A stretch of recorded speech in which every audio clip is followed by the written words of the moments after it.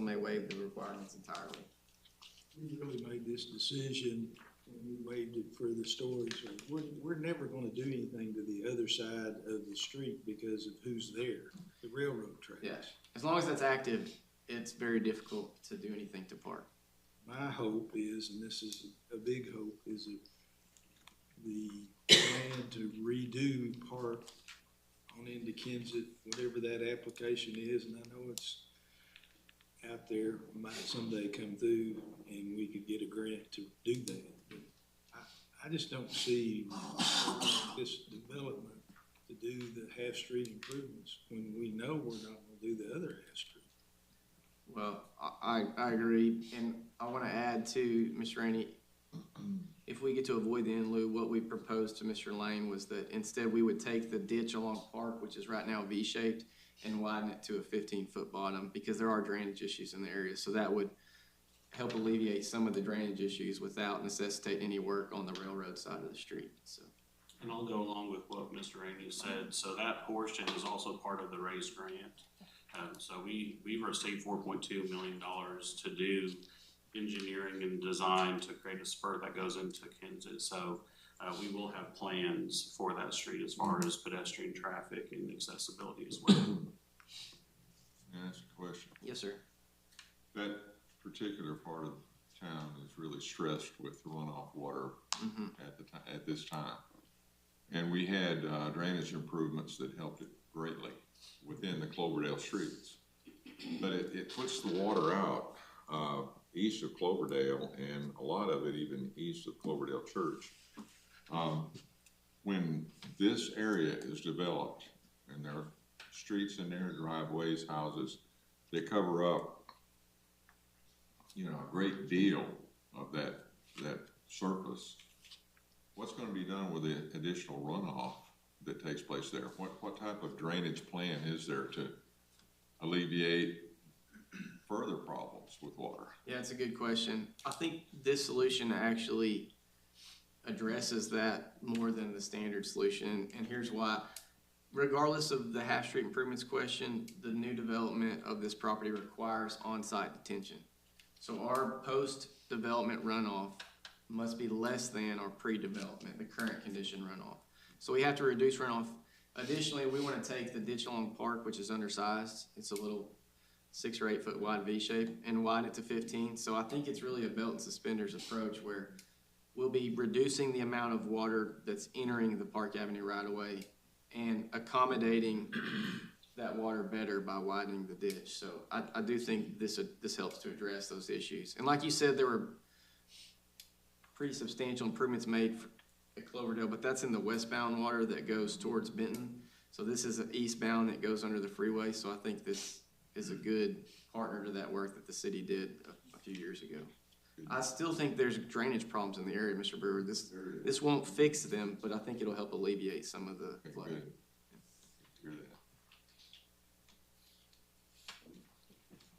Any other questions from the council? Say we move it to Tuesday night and waive the requirements. Thank you. Thank you, Barry. Thanks. Item number 4, discussion on the RMT contract terms. RMT is the acronym for Roadway Management Technologies. Let's see here. And I do have a note on this as well. The current contract with RMT goes through May 7th, 2027. And Jason, correct me if I'm wrong, but I believe we're already paid up through that contract term. So it was a 4-year agreement, which we are about to satisfy at the beginning of next year. After meeting with staff on cost and utilization of RMT, we do use it for street condition reporting and paving or treatment options, as well as GPS functions, but we no longer use it for project management. As we've consolidated using our iWork system.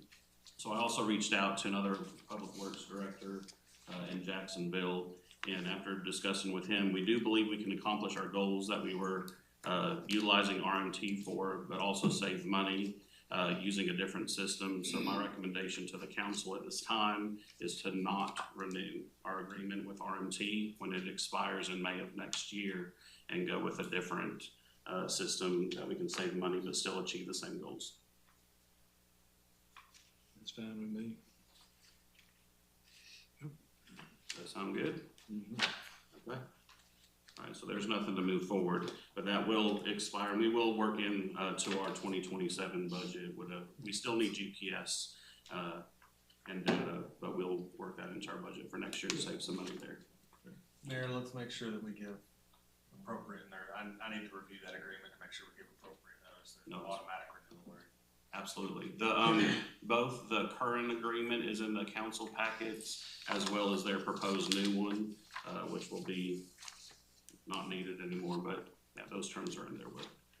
Excuse me? Can I ask my Yeah, question? Jesse. In that package, there's $13,920 for the, what is it? Work order management. So without that, it comes to $39,650. I don't know that this system would be cheaper, but then we would have to replace all the GPS units in all vehicles, so Yeah, something to consider. absolutely. I visited with Adam Whitlow. Let's get together with him, and because he discussed what they were using or are using in Jacksonville, and he's able to satisfy all of the needs for Jacksonville as well. So yeah, we'll visit on that. Alrighty, so that brings us to item number 5, request to approve funds to complete the Legion Hut project as well as satisfy the grant. We've got Amy Burton with Main Street Searcy with us. Good afternoon. When I spoke to you a month or so ago, we talked about the possibility of the city appropriating funds to complete the Legion Hall project after this current grant cycle. Jeff Webb and I and Shelley Churchwell have been working very hard to meet our grant deadline, which is going to happen.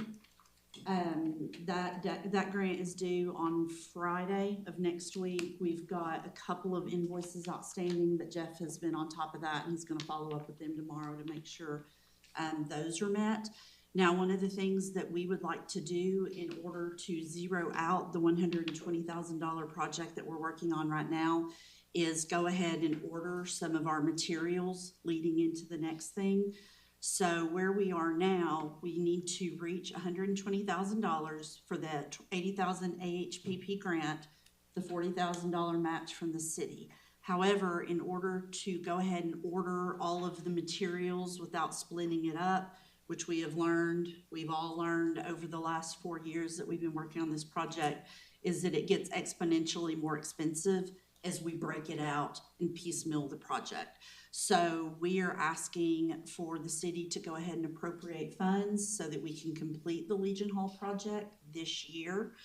That way we can go ahead and order the existing materials, which will deplete the grant, and then we'll need a little extra to cover that, and that would include all of the bathroom fixtures, the lighting, the flooring, the paint, those types of things to finish it out.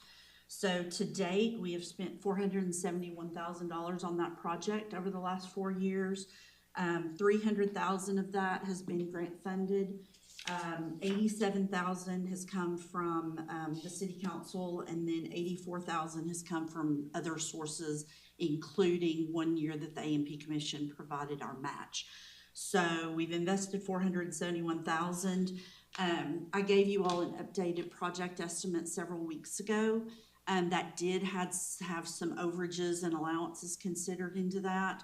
But when we look at that total and deduct the $120,000 that we're gonna finish out next week, that leaves a remaining project estimate finishing cost of $244,365.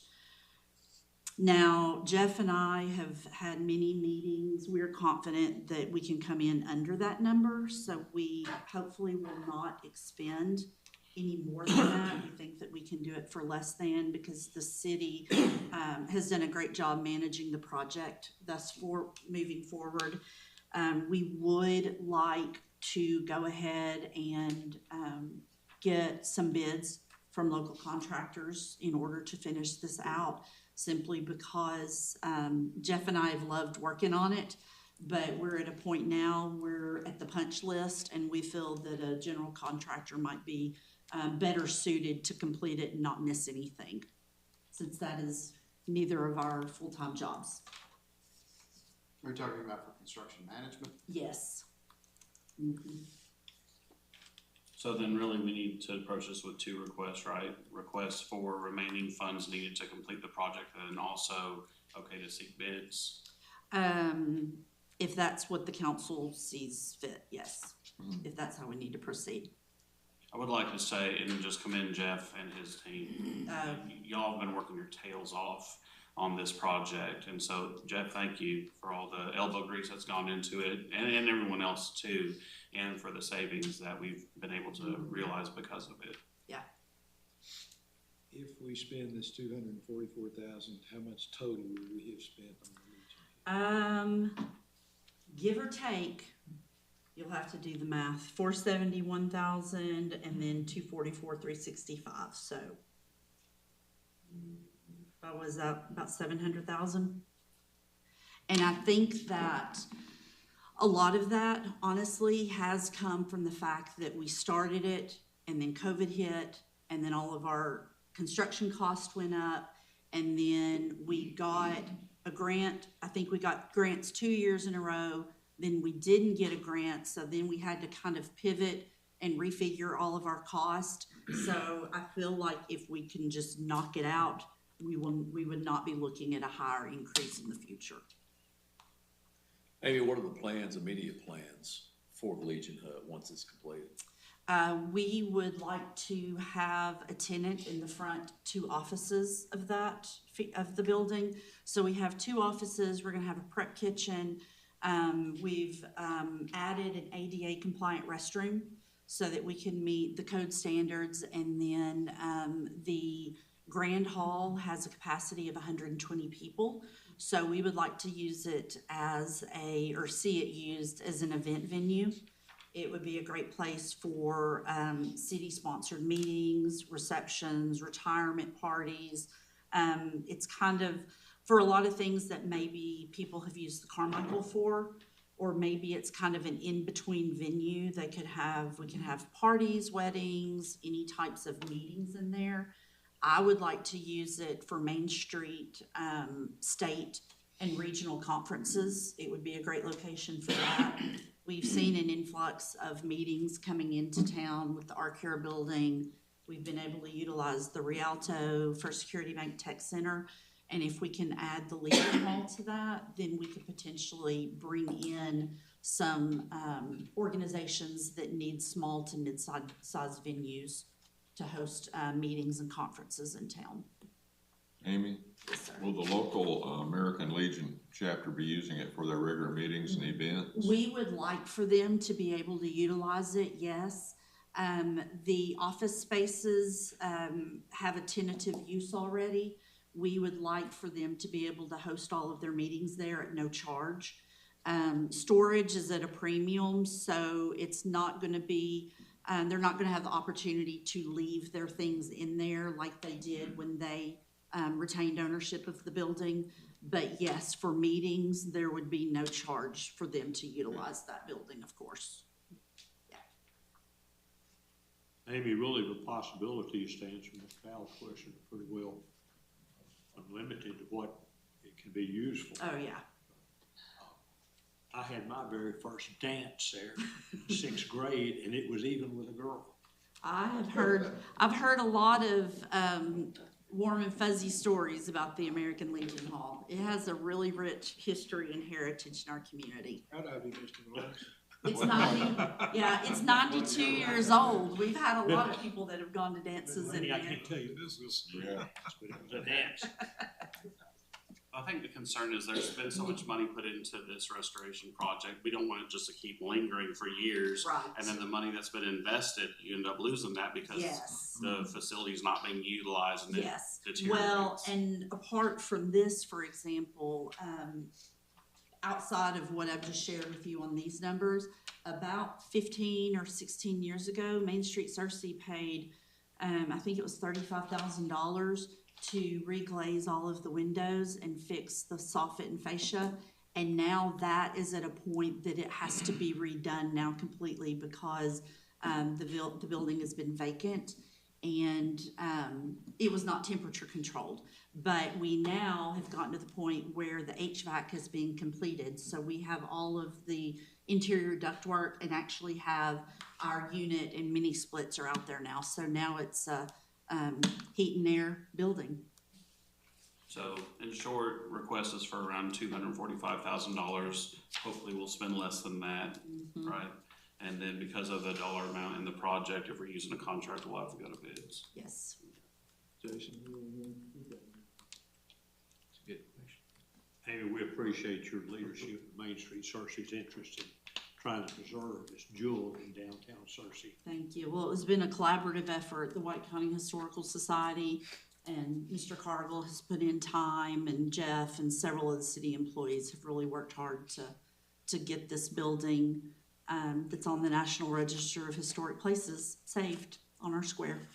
To answer Mr. Rainey's question, so these funds, Jason, would have to come from unappropriated reserve to move over to our encumbered amounts for projects? Yes, that's what we would do. well, I'm for it, cause I know that we've lost some money or had to spend some extra money, cause we bought certain this, waiting on the second thing. We just need to get it done. Yeah. Yeah. Moving forward. Thank you. Amy. We've already covered item number 6, so item number 7, funding options through the use of franchise fees for a bond. Mr. Phillips was here, but we request to move that also to Tuesday, and he'll be back to walk us through that. Is that okay? Thank you. Item number 8, fire department request for $89,776.14 from the Act 833 fund to replace engine 2 motor, repair station 3 bay door, and to purchase Knox boxes for the department. Knox boxes being what? Come on up, chief. Knox boxes are what we have, all new business that comes into town, they have a Knox box put into it. And that gives us access to the building so we don't have to destroy the door to get in if there's a fire or an incident. It's just mainly just to save them money in the future if they have any incidents. And at that point, we have them on every engine that holds the keys, that locks the keys in. So they're secured, so nobody has access to them but the fire department. In this new system, we would know who accessed the key. So if we have a key missing, we know who was the last person to access that key. We can go straight to them and say, where's the key? And it's just ours that we have now are pretty much out of date. You got to punch a code into some of them. Some of them have each person has to punch their own code. This is just going to make it uniformed.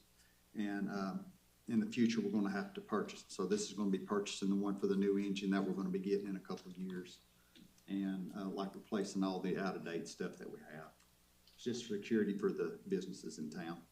You're not asking for new money. This is just utilizing This is actually 33 money, yes, sir. I think we have around 160,000, a little over that in that fund. And this is gonna be, that's what it's used for, I mean, for this type of stuff.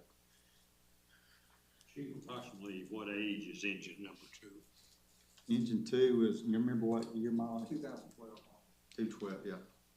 So that engine, if our other engine was gonna be getting here quicker, but we're looking at about 3 years probably, 2-3 years left. Yes, sir, about 2.5 years before we get the new engine to replace it. That's if if the build is up to date, if it doesn't get delayed like it does sometimes. I recall one of the engines we've had a lot of trouble with. Is this that No, one? no, sir. So we actually kind of ran into the same issue with the last engine we replaced. Those all have like a Cummins L9 engine, and without getting too much into mechanical things that I probably don't understand, they have too much crankcase pressure. In other words, the piston rings are shot and it's bleeding pressure around, and eventually it's just going to blow the seals out of the engine. So we had to do it with the last one because we couldn't get the new one here in time, and this one is turning out to be the exact same way.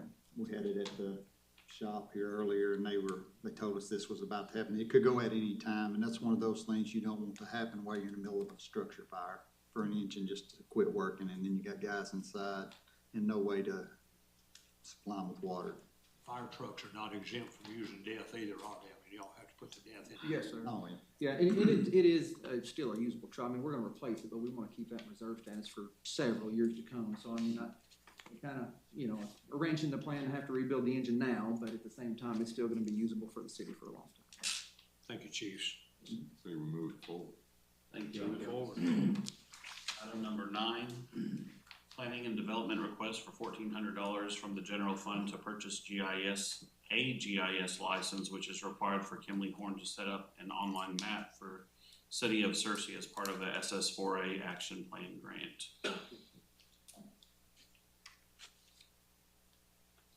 Any questions for this? We good to move this one forward? Moving forward. All right, thank you. We've already addressed item 10 and 11. Item 12, declaring 1816 East Brummett a nuisance property. Thank you. Item 13, declaring 1407 West Pleasure a nuisance property. Thank you. Item number 14, liens to be certified to the White County tax collector against certain properties in the city of Searcy as a result of grass cutting expenses and abatement of other nuisances. Thank you. That brings us to our ordinances. Item number 15, rezone 103 South Greer from R3 to PUD. This went before the planning commission just yesterday. We do have Gabby here to answer any questions if the council has any questions on this. What's the proposed use? Thank you, sir. The proposed use is a storage building facility. It's a planned unit development, and there's a nearby storage facility as well in that area. Just right across the street, same thing, right? Yes, sir. Thank you. We good to move that one forward? Yes. Thank you. Item number 16, rezone Highway 367 and off-ramp of I-57 from UT to C4. What exactly is, where and what is this? This is north of the Bowerman Trucking Facility. The property, largely the surrounding property is UT Urban Transitional, as it is designated whenever property is annexed into the city. There is neighboring C4 property there as well, so it fits with the zone. It would be a good use of the space. Ms. Carville, this is property, that's I recall from yesterday's presentation, due south of the health department building. Just a bunch of trees right now.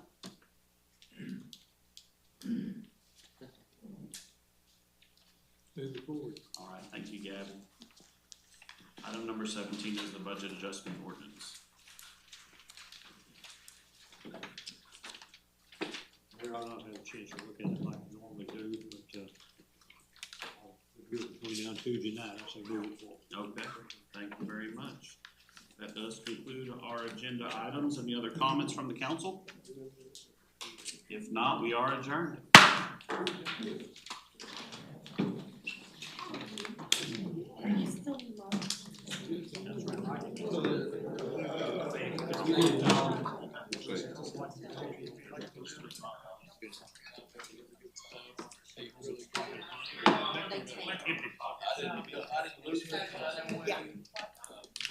Well, yeah, well, I haven't.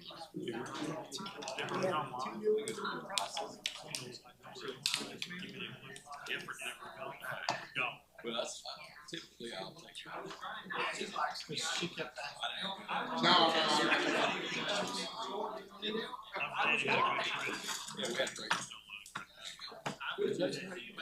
Good getaway. Hey, thanks for sending the guys on. Right? And those lights are looking great. Hey, those are nice. I didn't know they were gonna take those fluorescent out. That looks even. That makes that day look brand new. Is that y'all's first Disney? I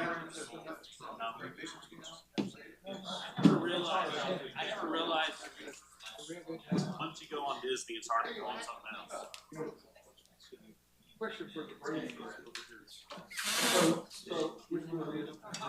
Either one of them is great. Oh, sir? figure it out.